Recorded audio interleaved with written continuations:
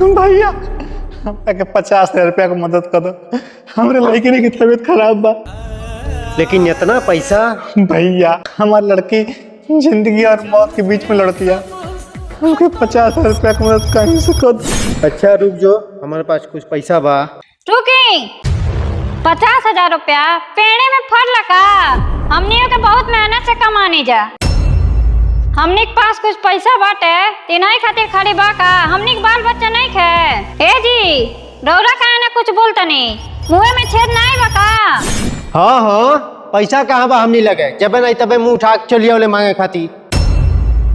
भैया भाभी हमारी लड़की जिंदगी और मौत के बीच में लड़ती है, बस एक बार मदद कर दे। ये आसान था नहीं कि हम जिंदगी भर नहीं भुलाए। हम कितना अभागा बानी, हमार भाई हमारे सामने आके भीख मांगता और हम मेहरारू के दबाव में कुछ नहीं को पाओ। बबली तन चलबू अंदर बा। ए बबली, काहे हमार भाई के मदद कैले से तू मना कर तड़ू? कान खोल के सुन लो, अगर आज तू अपने भाई के मदद कैलो तबे घर में नहीं तो तू रह नहीं तो हम रहे। ये ठीक कहत गया। तू दिन भुला गए का जहिया घर के ठोकर मार के गलो।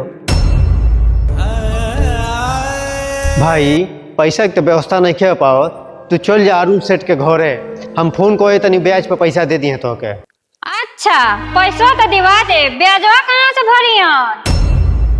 एगो काम करी, इस टाइम पेपर ले आके इनकरा से जमीन जायदाद पे साइन करवा ली। अचानक के सब खत्म